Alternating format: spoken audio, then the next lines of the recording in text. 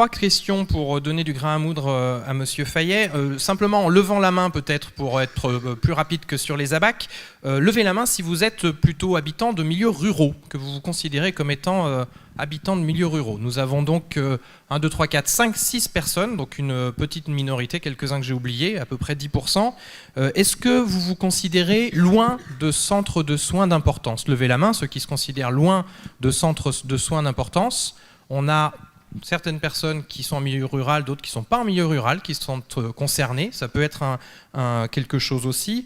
Levez la main si vous pensez qu'il y a des zones en France qui finalement sont sont le lieu d'inégalité. C'est-à-dire, je refais ma phrase, qu'elle ne voulait pas dire grand-chose, je m'en excuse. Levez la main si vous pensez que certains territoires en France sont des territoires un petit peu sinistrés par rapport au risque sur le cancer. Donc on a une bonne moitié, voire plus, de personnes qui pensent que c'est le cas. Est-ce que vous pensez que c'est plutôt le tout nord de la France? Levez la main si vous pensez que c'est le tout nord de la France. Plutôt l'ouest de la France. Plutôt le sud de la France. Donc apparemment, ça ne vous parle pas trop, c'est-à-dire qu'on n'est pas sur un partage aussi catégorique. Donc on se posera la question, le centre de la France. Ah, ok, donc on verra, mais apparemment, il y a une représentation sur le centre de la France qui est peut-être plus loin du soin ou qui est une cause qui favorise les inégalités. Et puis, je crois, Monsieur Fayet, que vous allez poser la question des causes environnementales, des inégalités socio-économiques, des inégalités d'accès aux soins. Vous avez le droit de voter une fois, mais selon vous, sur les 3, c'est quoi le plus aggravant dans ces inégalités? Est-ce que c'est les causes environnementales? On n'a pas tous le même environnement. Est-ce que c'est les inégalités socio-économiques, la réalité sociale et économique de la personne, ses conditions financières, etc. ou les inégalités d'accès aux soins? Qui pense que le premier facteur, c'est les causes environnementales dans ces 3 facteurs? Ok, 10% à peu près. Qui pense que c'est les inégalités socio-économiques qui sont le principal facteur? Là, on a un gros tiers de personnes. Et qui pensent que ce sont les inégalités d'accès aux soins? Ok, donc d'après vous, quand on est dans le centre de la France, plutôt pauvre, et qu'on est à côté d'une usine qui crache des trucs pas propres, on est plutôt mal barré. C'est des questions qu'on va livrer à M. Johan Fayet en l'état. Il en fera ce qu'il en voudra. Je vous en prie. Merci. Donc bonjour à tous. Je voulais tout d'abord remercier les organisateurs pour leur invitation et donner le temps de présenter et d'avoir le temps de discuter aussi avec des patients sur cette question des inégalités territoriales face au cancer. Donc je suis géographe de la santé et donc ce qui m'a intéressé dans cette question de la géographie de la santé, c'est que étudier géographiquement la santé, ça permet à la fois d'améliorer notre connaissance de la santé, des déterminants de la santé, et en même temps, il faut aussi voir du point de vue du géographe que la santé est un excellent indicateur des inégalités territoriales. Et donc par exemple, c'est comme ça quand les géographes par exemple étudient les différences de développement à l'échelle mondiale entre des pays, on utilise très souvent comme indicateur le PIB, mais aussi et surtout l'espérance de vie. Donc c'est un des exemples de cette application de l'utilisation des données de santé en géographie. Donc ma présentation va être en 2 temps, donc je vais faire un état des lieux un petit peu des recherches et des connaissances sur ces questions d'inégalité territoriale, et ensuite je vous présenterai un des projets que l'on mène actuellement au centre Léon Bérard. Donc sur la question des inégalités face au cancer, donc il y a déjà pas mal de choses qui ont été dites, donc plus particulièrement sur le cancer, le contexte en France de façon générale depuis plusieurs décennies, c'est un contexte d'incidence qui est en hausse, c'est-à-dire que chaque année il y a de plus en plus de malades et de personnes qui sont diagnostiquées pour un cancer, et cette hausse n'est pas strictement imputable au fait qu'il y ait de plus en plus d'habitants en France, qu'on est en accroissement démographique et qu'il y a un vieillissement, mais c'est aussi parce que il semble-t-il, il y a eu de plus en plus de facteurs de risque de personnes qui sont diagnostiquées. Et parallèlement à ce nombre de plus en plus important de malades, on a quand même aussi une survie des patients, et donc ça revient aussi à la précédente session, une survie des patients qui progresse, et donc une mortalité qui est en baisse aussi de façon constante depuis plusieurs décennies. Parallèlement à ce bilan au moins positif en ce qui concerne la mortalité, ce qu'on observe aussi, c'est un accroissement des inégalités, donc à la fois sociales, territoriales, depuis plusieurs décennies, même professionnelles. Et ce qui est important de dire et de constater malheureusement, c'est que ce n'est pas quelque chose qui est passé sous silence, c'est une priorité nationale de nombreux plans cancer, mais on observe que les écarts n'arrivent pas à diminuer et qu'on est quelque part assez impuissants face à cette évolution. L'autre aspect important à noter dans le contexte, c'est qu'on a pu constater que différents programmes de santé publique, de prévention notamment, en termes avec l'installation par exemple du dépistage organisé du cancer du sein, les campagnes de prévention pour limiter le tabagisme, et puis ce qu'on voit actuellement aussi par rapport au message de sensibilisation à l'alimentation, tous ces programmes-là sont efficaces, ils permettent d'avoir des comportements de santé plus favorables justement à la santé, mais en même temps on s'est aperçu que ces programmes-là en fait, contribuaient à aggraver les inégalités parce qu'en fait c'était les populations les plus favorisées qui s'emparaient beaucoup plus efficacement de ces initiatives, et ça rejoint ce que disait le docteur Fassier sur la question de l'adoption ou non de ces comportements. On s'est aperçu, donc vous voyez par exemple ici, par rapport à l'utilisation du dépistage organisé, vous voyez que le pointeur, oui. Vous voyez qu'il y a un gradient social assez net par rapport parmi les personnes qui avaient un niveau de diplôme au-dessus du bac. Vous avez 83% des personnes qui avaient fait leur dépistage organisé du cancer du sein, contre 76% pour les personnes qui avaient un diplôme en dessous du bac. Et vous avez le même impact, vous voyez, du revenu mensuel net du ménage, et même le fait ou non d'avoir une mutuelle de santé complémentaire. Donc il y avait un gradient social dans l'utilisation de ces dispositifs qui était avéré. Et en fait, on a, de ce point de vue, un certain paradoxe qu'il faudrait essayer d'arriver à maîtriser, c'est-à-dire comment on fait pour continuer à promouvoir la santé et en même temps, si on peut encore employer ce terme-là, en même temps réduire les inégalités.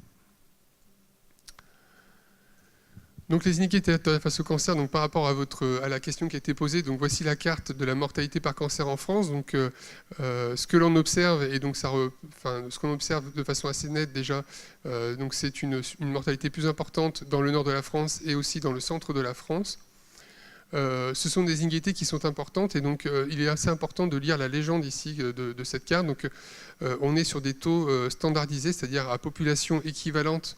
On rapporte, ce sont des taux, et donc à population équivalente, on a 2 fois plus de morts du cancer, de décès liés au cancer dans le nord de la France et dans certaines zones du centre par rapport à d'autres cantons du sud de la France.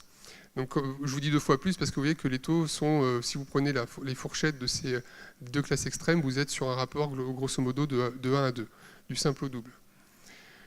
Donc des inégalités qui sont, pour répondre aussi à la question, des inégalités qui sont pour l'instant majoritairement influencées par le fait régional, c'est-à-dire qu'il y a des régions dans lesquelles, et on le voit très bien sur cette carte aussi, des régions qui sont plus touchées que d'autres par le cancer, pour différentes raisons, on va le voir, mais l'autre aspect qui est aussi intéressant, qui peut être contradictoire par rapport à certaines perceptions ou représentations, c'est que pour l'instant la mortalité par cancer, elle est moindre globalement dans les grandes villes. Vous voyez par exemple le cas de Lyon, vous voyez, qui se dessine très bien au niveau du Rhône, donc au sud du département du Rhône. On le voit par rapport à la région parisienne, par rapport à sa périphérie, notamment le centre de Paris et l'ouest aussi, qui est bien plus favorisé que l'est. Donc là aussi, par rapport à ce que vous avez dit, effectivement, le contexte socio-économique joue énormément. L'autre élément important par rapport à cette question, c'est que ces inégalités donc, de mortalité que vous voyez ici, sur la carte, en fait, c'est le résultat d'un processus qui est très complexe à analyser. D'une part parce que le territoire il influence de multiples façons le risque de cancer, donc par rapport à l'environnement, donc les pollutions environnementales notamment, par rapport aux caractéristiques de sa population, c'est-à-dire à la fois en termes socio-économiques, il y a des territoires plus riches que d'autres, et en termes aussi d'adoption de comportement. Et enfin, en termes d'accès aux soins, puisque en fonction de l'accessibilité, par exemple, du médecin généraliste ou des praticiens, vous allez diagnostiquer plus ou moins tôt, et donc vous allez avoir un pronostic aussi qui sera plus ou moins favorable en fonction de votre contexte de vie. Et puis, la qualité aussi des prises en charge peut aussi différer selon les territoires. Et donc, l'ensemble de ces influences-là, ensuite, se répercutent à l'ensemble des temps de la prise en charge. Alors, c'est un peu en dessous du... Je ne sais pas si vous voyez très bien cette chronologie. Donc à la fois en termes d'incidence, donc en fonction des territoires, on ne sait pas si... ce qui est important aussi de savoir, c'est d'essayer de comprendre dans cette cartographie-là, une cartographie de mortalité, c'est à quoi on peut l'attribuer. Est-ce que c'est lié au fait qu'il y a plus de malades de cancer dans le nord de la France, par exemple, que dans le sud ?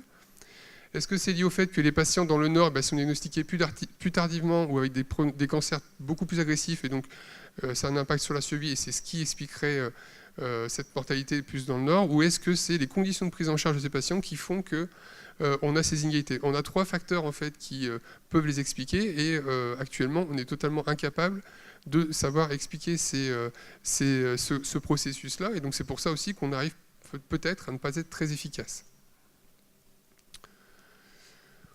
Donc, en termes méthodologiques, il y a différents enjeux par rapport à ce problème-là, qui est un problème qu'on essaie de prendre de plus en plus en considération. Donc, les inégalités territoriales face au cancer, c'est un phénomène qui est très bien décrit par les cartes et connu depuis plusieurs décennies, mais pour l'instant, on a peu d'effets des actions publiques destinées à réduire ces inégalités.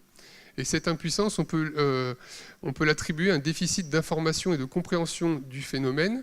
Et donc, j'ai distingué 2 enjeux, un pour les autorités publiques et un pour la communauté scientifique. Pour les autorités publiques, c'est de produire et de diffuser, ou en tout cas de donner accès pour les personnels de recherche, de la recherche, des données de santé qui nous permettraient justement de mesurer ce que je viens de vous décrire auparavant. Or, actuellement, on a effectivement accès à des données de mortalité, mais on n'a pas accès à des données plus fines sur ce qui se passe avant dans la prise en charge des patients. Du coup, on ne peut pas comprendre réellement ce qui se passe. Et pour la communauté scientifique, c'est aussi de développer des méthodologies qui soient interdisciplinaires. Donc là, dans mon cas de géographe, donc à la fois la géographie et aussi les disciplines médicales, afin de mieux comprendre la construction de ces inégalités. Et le rôle de la recherche de la géographie dans ce contexte-là, c'est de produire justement des méthodologies et des connaissances qui permettent d'aider les acteurs publics dans leur prise de décision afin de réduire les inégalités. Donc j'arrive à la deuxième partie de ma présentation, donc sur le projet IGEAS, donc qui est le projet que l'on mène actuellement, donc qui est un projet d'évaluation des réseaux des références nationaux des sarcomes.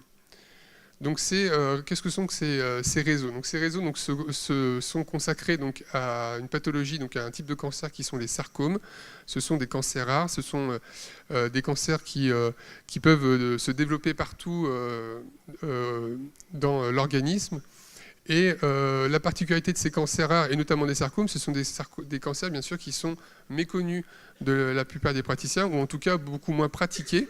Et donc ce que l'on observe très généralement, c'est qu'on a des prises en charge très hétérogènes selon les centres et leur niveau d'expertise et de connaissance de ces pathologies. Et donc face à ce problème-là, l'INCa, donc l'Institut national du cancer, a reconnu, a labellisé en 2010 des centres experts en France, donc, dont vous voyez la cartographie ici.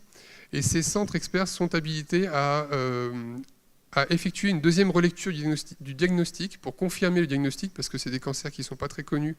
Et du coup, il peut y avoir des erreurs dans le diagnostic initial.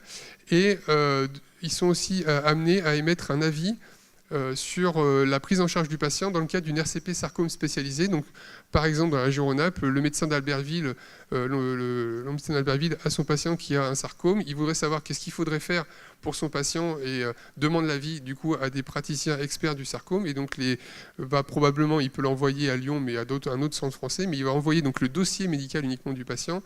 Et Lyon lui répondra, en tout cas le centre Lombera lui répondra sur ce que leur semble la meilleure option possible. Donc là, je vous ai cartographié pour donner une ordre d'idée de le fonctionnement de ce réseau-là, donc les flux entre l'adresse du patient et le lieu où son dossier est discuté. Donc c'est-à-dire que le patient ne se déplace pas, c'est son dossier qui est envoyé à un centre expert et qui est discuté par les praticiens experts. Et donc vous voyez que ce réseau permet quand même déjà une couverture nationale assez satisfaisante. Donc là, juste pour vous expliquer, on a distingué donc différents types de sarcomes, donc osseux, viscéraux, et pour les tissus mous, on a mis sur 2 cartes différentes les 3 plus gros centres des autres, parce que sinon on n'aurait pas vu tous les flux. Mais vous voyez que si on superpose un petit peu tous ces flux mentalement, on se rend bien compte qu'on a vraiment une couverture très large du territoire français, et que ces dispositifs-là permettent par exemple à tous les patients rhône-alpins d'avoir accès à l'expertise, même s'ils habitent à plusieurs heures de route de Lyon.